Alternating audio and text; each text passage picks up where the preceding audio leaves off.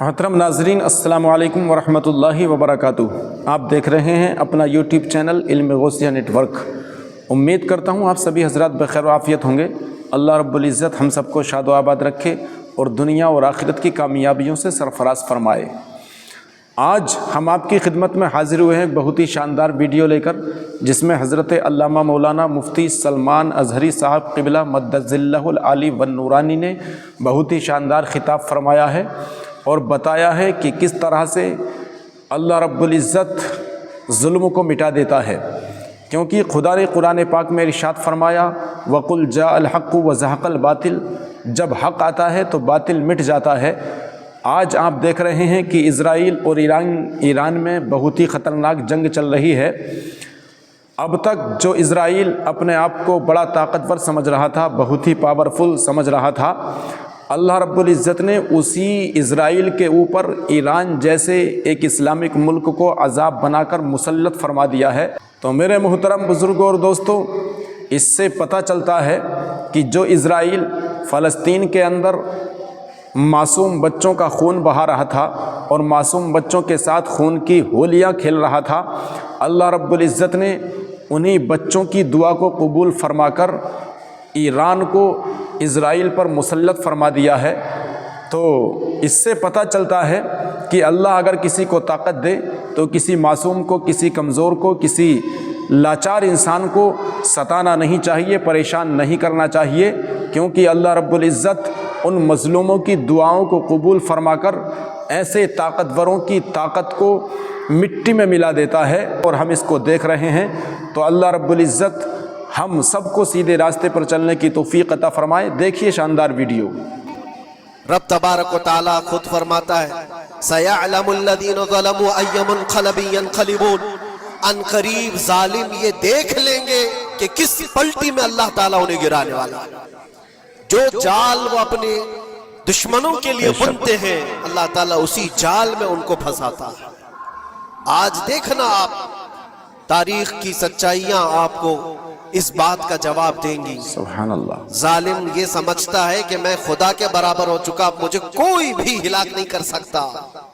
اللہ تعالیٰ فرماتا ہے اِنَّمَا تَكُونُ يُدْرِكْكُمُ الْمَوْتِ وَلَوْ كُنْتُمْ فِي بُرُوجٍ مُشَيَّدَةٍ، تم مضبوط قلعے میں کیوں نہ بیٹھے ہو، موت تمہارے پاس آ کر پکڑ لے گی۔ رب تبارک و تعالیٰ کے لیے کوئی چیز ناممکن ہے۔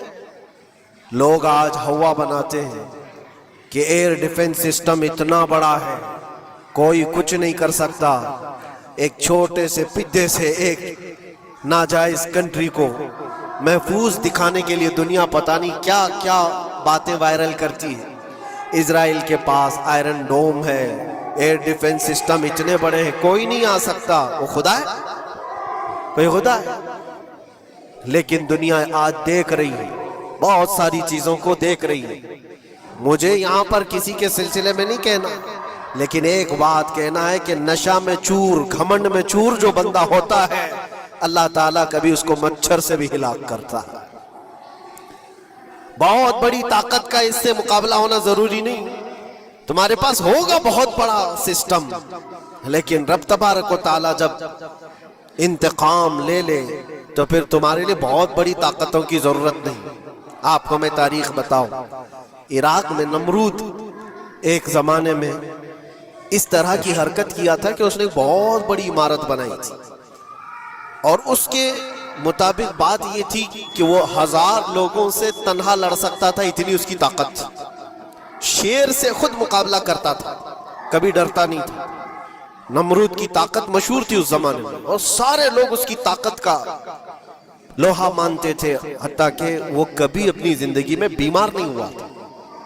آدمی جب بیمار نہیں ہوتا تو اس کا غرور بڑھ جاتا ہے، سوچتا ہے مجھے کچھ ہو نہیں سکتا۔ نمرود نے اس کے بعد یہ دیکھا ساری دنیا میرے قبضے میں ہے، طاقت و دولت کے ذخیرے سب اس کے پاس سے، لیکن ایک چیز نہیں تھی، موت پر کنٹرول۔ اس کو کیسے کیا جائے کنٹرول؟ یعنی مرنے سے بچ تو نہیں پائے گا، یہ کنٹرولنگ پاور بھی ہمارے پاس ہونا چاہیے۔ اس نے ایک بہت بڑی عمارت بنائی، کہا کہ خدا آسمانوں میں ہوتا ہے، ہم اتنی بڑی عمارت بنائیں گے کہ ان عمارتوں پر چڑھ کر خدا کو للکاریں گے۔ آجا میں مقابلہ کرتا ہوں، اور مقابلہ کر کے میں خدا کو گرا دوں گا کسی بھی طرح سے. اگر مجھ سے نہ ہو سکے تو پوری فوج کو تیار کروں گا. خدا سے لڑائی لڑ کر کے ایک بار وہ موت اور حیات کا پاور اپنے ہاتھ میں لے لیں گے, پھر ہم کو جب تک چاہے جینا ہے. کہاں کی خام خیالی, لیکن اس نے بنایا, پوری دنیا بھر سے لوگوں کو جمع کیا, سب کی زبان ایک بنایا, سب کی کرنسی ایک بنایا, ساری پوری دنیا کے لوگ اس کی فوج میں, سب کو یہ باور کرانا شروع کیا کہ ہماری لڑائی ہے دنیا سے نہیں, ہماری لڑائی کریٹر سے, خالق سے. ہم اس سے پاور چھین لیں گے ایک بار, اور پھر اپنے ہاتھ میں موت و حیات کا کنٹرول رکھیں گے. جس کو جتنی لمبی عمر چاہیے میں دوں گا, جس کو جب تک جینا ہے میں دوں گا. ازل تک, ازل سے لے کر ابد تک یہ سارے خیالات اس کے تھے, اور اس نے جمع کیا, عمارت بھی بنایا, فوج بھی تیار کیا. کیا رب تبارک و تعالیٰ یہ نہیں دیکھ رہا تھا اس کی تیاری, اس کا جمع کرنا, اس کی عمارت بنانا؟ بہت دنوں تک یہ سب کام چلتا رہا. رب تبارک و تعالیٰ کسی سے غافل نہیں, دلوں میں گزرنے والے حالات سے بھی بے خبر نہیں, لیکن بندے کو رب تبارک و تعالیٰ ڈھیل دیتا ہے. قرآن میں رب تعالیٰ فرماتا ہے وَلَا يَحْسَبَنَّ الَّذِينَ كَفَرُوا أَنَّمَا نُمْلِي لَهُمْ خَيْرٌ لِأَنفُسِهِمْ إِنَّمَا نُمْلِي لَهُمْ لِيَزْدَادُوا إِثْمًا. کافر جو ان کو ڈھیل ملی ہے یہ نہ سمجھیں کہ ہم نے جو ان کو چھوڑ رکھا ہے ان کے لیے بہتر ہے, بلکہ اس لیے ہم چھوڑ رکھیں کہ وہ اور زیادہ کریں, اور زیادہ کریں. لِيَزْدَادُوا إِثْمًا وَلَهُمْ عَذَابٌ مُّهِينٌ, پھر ہم ذلت والا عذاب انہیں دینے والے ہیں. بے شک یہ مت سمجھ لو کہ رب تبارک و تعالیٰ ان سب چیزوں سے بے خبر ہے. نمرود اتنا سب کرتا رہا, اللہ نے اس کو چھوڑ رکھا. بنا لے, لمبی عمارت بنا, فوج بھی بنا لا, ساری چیزیں بنا لیا. مقابلے کے لیے اس نے دن بھی طے کر لیا. اس کے بعد اس کو خدا سے لڑائی لڑنی تھی. کہاں خدا تک پہنچنے کی بات, لیکن بندہ جب غرور و تکبر میں آتا ہے تو وہاں تک بھی سوچتا ہے. اسے موت پر کنٹرول حاصل کرنا تھا, بس یہ ایک چیز تھی. پھر جب وہ دن آیا, کتابوں میں ملتا ہے اللہ تبارک و تعالیٰ نے فرشتے, اس کی جو تعداد ہے اس کا کسی کو علم نہیں. بارش کے جتنے قطرات گرتے ہیں نا, ایک ایک فرشتہ بوند لا کر رکھتا ہے. اب آپ اندازہ کر سکتے ہیں فرشتوں کی تعداد کتنی ہو سکتی. اس میں جو بڑے فرشتے ہیں وہ جبرائیل, میکائیل, اسرافیل اور اسرائیل علیہم السلام, جو سردار ملائکہ ہیں, فرشتے ہیں. ان کے اپنے اپنے کام ہیں, بہت پاورفل فرشتے ہیں. ان کی بات نہیں کرنا. کسی ایک عام فرشتے کو رب تبارک و تعالیٰ نے بلایا اور فرمایا جاؤ زمین پر, ہمارے ایک بندے نے ہم سے لڑائی کا ارادہ کر لیا ہے. اس کی طاقت و قوت اور اس کی جمع شدہ ساری چیزوں کو دیکھ کر کے آؤ. وہ فرشتہ زمین پر آیا. جس جگہ پر اس نے یہ سب جمع کیا تھا, فرشتہ اتر کر صرف اپنے پیر ہلایا تھا, پوری عمارت بھسم ہو گئی. کچھ نہیں کیا تھا, اس کی بنائی ہوئی عمارت بھسم ہو گئی. جتنی فوج جمع کیا تھا سب کیڑے مکوڑوں کی طرح مر گئے, اور سب کی زبانیں مختلف ہو گئی, کوئی ایک دوسرے کو پہچان نہیں پا رہا. یہ منٹوں کی بھی بات نہیں تھی, سیکنڈوں کی بات تھی. فرشتہ واپس چلا گیا, نمرود کا زوال ہو گیا, ختم ہو گیا. یہ تاریخ کی ایک بات ہے, اور یہ روایت ہم اپنی کتابوں میں نہیں رکھتے. یہ روایت یہودیوں کی کتابوں سے ہی ہے. یہودی اس بات کو یقین کرتے ہیں, اور اسی وجہ سے اس بات پر وہ دوبارہ عمل کرنے کے لیے پھر کوشش میں ہے. نیو ورلڈ آرڈر جو کہا جاتا ہے, پوری دنیا کو اکٹھا کرنا, ایک کرنسی بنانا, ایک لینگویج پر لانا, اور سب کو ملا کر کے ایک طاقت حاصل کرنا, سپیس پر جانا, اور پھر وہی چیزیں دہرانی جا رہی ہے دنیا. وہی چیز ایک دوبارہ بار ٹرائی کرنا ہے, جس کے لیے آپ کو پتہ ہے یہ چھوٹی سی قوم پوری دنیا پر کنٹرول حاصل کرنے کے کیسے کیسے خواب دیکھتی ہے. اگر آپ جائیں, اسلام دشمنی تو ان کی پرانی ہے, لیکن یہ جو 50,000 لوگوں کا قتل ہے, یہ صرف اور صرف ان کے اپنے ایک چھوٹے مقصد کے لیے.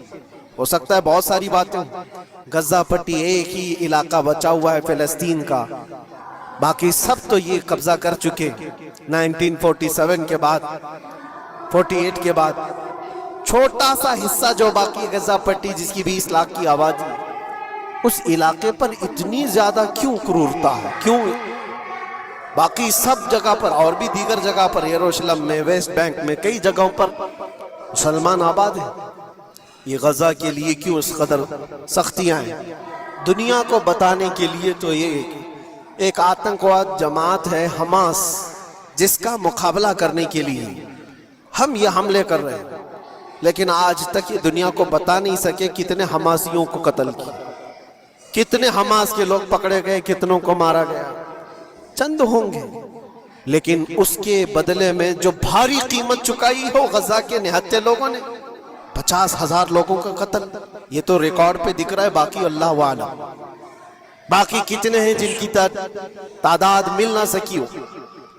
بعض دانشوروں نے یہ بھی بتایا اس کو صرف اور صرف ایک کینل بنانا ہے جو دنیا کی ٹریڈنگ پر قبضہ حاصل کرنے کے لیے، جو سوئس کینال ہے ایجپٹ کا، جس سے میڈیٹرین سی سے لے کر کے گزرتے ہیں، 2 سمندروں کو جوڑنے کے لیے ایک کینل ہے مصر میں، ایجپٹ میں، جہاں سے ایجپٹ ہر گزرنے والے جہاز سے ٹیکس لیتا ہے، ہر گزرنے والے جہاز سے ایک بھاری قیمت لیتا ہے، جس سے ٹریڈنگ پر اثر بھی رہتا ہے، اور جب وہ چاہے بند کرے، 2 مرتبہ اس نے بند بھی کیا تھا تاریخ میں 1950 کے بعد، اور یہ خواب دیکھتا ہے اسرائیل کہ ہم اپنی ہی جگہ سے ایک کینل بنا لیں تقریباً 300 کلومیٹر، جس کے لیے اس کو غزہ حاصل کرنا بہت ضروری ہے۔ یہ بعض لوگوں کی اپنی تحقیق ہے، تو کیا کوئی اپنے مفاد کا حاصل کرنے کے لیے 50,000 لوگوں کا قتل کر سکتا ہے؟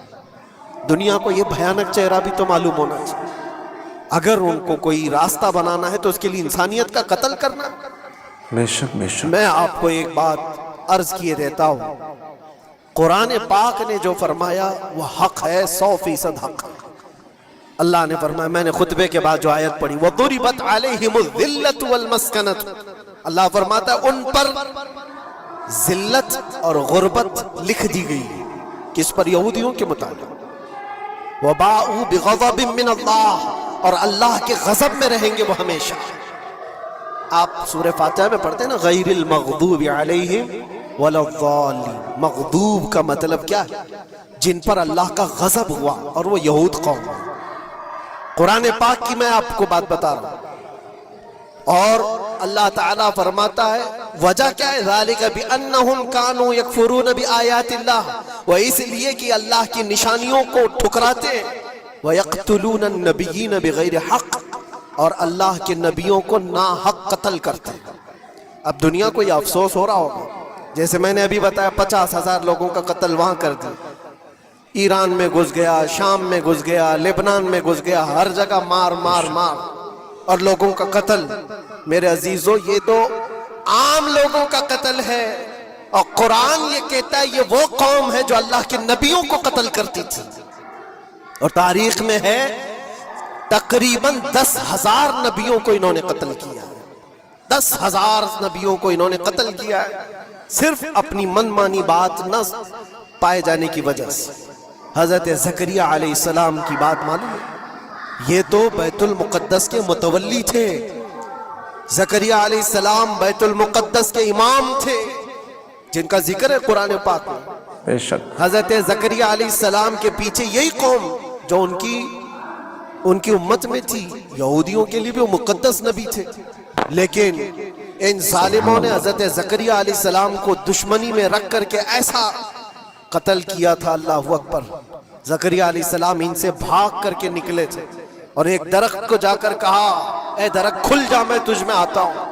درخت کھل گیا، حضرت زکریا علیہ السلام اس میں اندر چلے گئے، درخت پھر بند ہوا۔ بے شک۔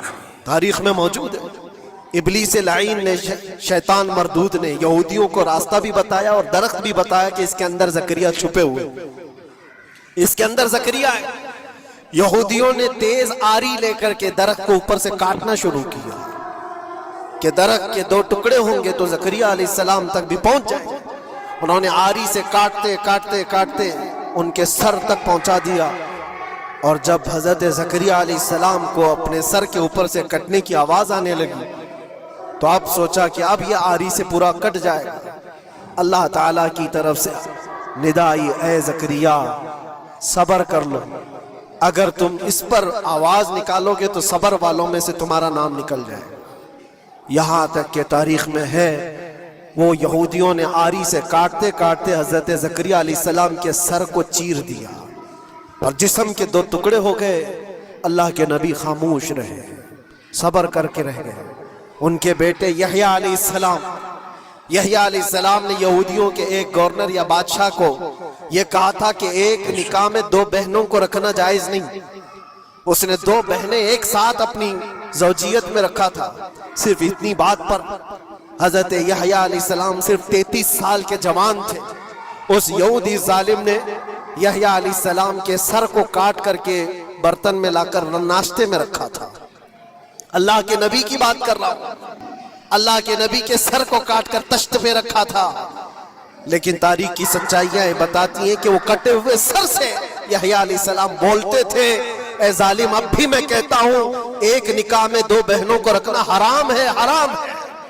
بے شک یہ اللہ کے نبیوں کی زندگی میں بتا رہا ہوں جن کے ساتھ انہوں نے کی. عیسیٰ علیہ السلام, یہ پاگل عیسائی جو آج ان کی کپڑوں میں جا کر بیٹھے ہوئے ہوتے ہیں جبکہ زندگی بھر یہ لڑتے رہے ہیں. قرآن بھی کہتا ہے وقالت اليہود لیست النصارى علی شیء وقالت النصارى لیست اليہود علی شیء.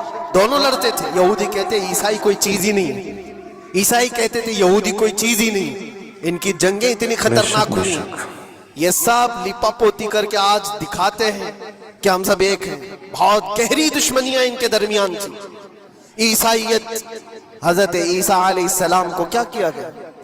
جب انہوں نے اپنے پیغامات پھیلائے تو عیسیٰ علیہ السلام کو بھی قتل کرنے کا منصوبہ یہودیوں نے بنایا تھا اور پورے لوگ آ کر حضرت عیسیٰ علیہ السلام کے گھر کو گھیراؤ کر لیے. عیسیٰ علیہ السلام کو اس رات اللہ تعالیٰ نے آسمانوں پر اٹھا لیا اور ایک یہودی کو اندر دیکھنے کے لیے بھیجا تھا یہودیوں نے کہ جا کے دیکھو عیسیٰ ہے کہ نہیں. تو اللہ تعالیٰ نے وہ آئے ہوئے یہودی کو عیسیٰ علیہ السلام کی شکل دے دی. عیسیٰ علیہ السلام کو اٹھا لیا. یہودی جو باہر کھڑے منتظر تھے, ہمارا آدمی اندر گیا ہے دیکھنے کے لیے, مارنے کے لیے, قتل کرنے کے لیے, ابھی تک آیا نہیں. تو سب کے سب اندر گھس گئے. دیکھا وہ آدمی بیٹھا ہوا ہے, اسی کو پکڑ کر لا کر سولی پر چڑھا دیا عیسیٰ سمجھ کر کے. لیکن اتفاق یہ ہے کہ اس کو پوری شکل نہیں دی گئی تھی. آدھی شکل عیسیٰ علیہ السلام کی تھی اور آدھی اس کی خود کی تھی. بعد میں یہودیوں میں خود اختلاف ہو گیا. ہمارا بندہ کہاں گیا جو ڈھونڈنے کے لیے گیا تھا؟ وہ غائب کہاں ہے؟ اور اگر یہ ہمارا بندہ ہے جو ڈھونڈنے کے لیے گیا تھا تو پھر عیسیٰ کہاں ہے؟ یہ اختلاف میں, یہ شک میں 550 سال گزر گئے. پھر میرے مصطفیٰ صلی اللہ علیہ وسلم تشریف لائے اور قرآن نے اس بات کو واضح کیا, نہ تم نے عیسیٰ کا قتل کیا نہ سولی چڑھائی ہے. عیسیٰ علیہ السلام زندہ ہیں, اللہ نے آسمانوں پر انہیں اٹھایا. یہ تو عیسائیوں پر احسان ہے قرآن کا جو سچائیاں 550 سال پہلے کی بتایا. میرے عزیزوں, یہ تاریخ میں آپ کو بتا رہا ہوں, نبیوں کا قتل کرنے والی قوم, ان کے سامنے عام انسان کیا مانے رکھتے ہیں؟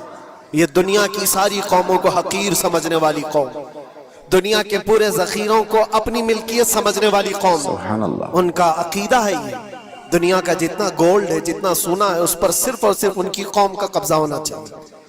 پوری دنیا کو. آپ کو پتہ ہے مدینہ طیبہ میں حضور پاک صلی اللہ علیہ وسلم کی آمد سے پہلے یہ سب کے سب مدینے میں بسے ہوئے تھے. 550 سال سے انتظار کر رہے تھے حضور کے آنے کا. دوسری قوموں کو ڈراتے تھے. کیوں؟ ان کی کتاب میں موجود تھا آخری نبی کے آنے کی ساری باتیں موجود تھی. آخری نبی آئیں گے, ان کے ماننے والوں کا غلبہ ہوگا, وہ اپنے نور نبوت سے لوگوں کے دلوں کو پاک کریں گے. ان کی شکل بھی بتائی گئی تھی تورات میں, ان کے آنے کی جگہ بھی بتائی گئی تھی. پورے حجاز میں کھجوروں کا جھنڈ ایک علاقہ ہوگا جہاں یہ نبی آئیں گے, اور وہ مدینے کے علاوہ کوئی جگہ ہی نہیں تھی. یہودی یہ سب چیزیں دیکھ کر حضور کے آنے سے 550 سال پہلے سے انتظار میں تھے. وہ نبی یہی آئیں گے, یہی آئیں گے. اور دوسری قوموں کو ڈراتے تھے ہم سے مت الجھنا, آخری نبی آنے والے ہیں ہمارے, اور اس نبی کے آنے کے بعد پھر ہم چن چن کر تم سے بدلہ لیں گے. اور جب کبھی مصیبت آتی تو اللہ سے دعا بھی یہ کرتے تھے کہ اللہ وہ آخری نبی جو ہمارے علاقے میں آنے والے ہیں ان کے صدقے میں تو ہماری بلاؤں کو دور کر. یہ وہ قوم ہے جو حضور آخر النبیین صلی اللہ علیہ وسلم کے انتظار میں وقت کاٹ رہی تھی، لیکن ہوا یہ ان کا عقیدہ۔ تو محترم ناظرین، یہ تھا حضرت علامہ مولانا مفتی سلمان اظہری صاحب قبلہ کا خطاب نایاب جو آپ نے سماعت کیا۔ اس سے پتہ چلتا ہے کہ اللہ رب العزت کیسے متکبرین کے غرور اور تکبر کو مٹی میں ملا دیتا ہے۔ اس لیے اللہ اگر کسی کو طاقت اور پاور عطا فرمائے تو اس کو غرور اور تکبر نہیں کرنا چاہیے، کیونکہ غرور اور تکبر کرنے کا حق صرف خدا کو ہے، جس نے تمام کائنات کو وجود بخشا، جس نے تمام کائنات کو پیدا فرمایا۔ تو اللہ رب العزت ہم سب کو سیدھے راستے پر چلنے کی توفیق عطا فرمائے۔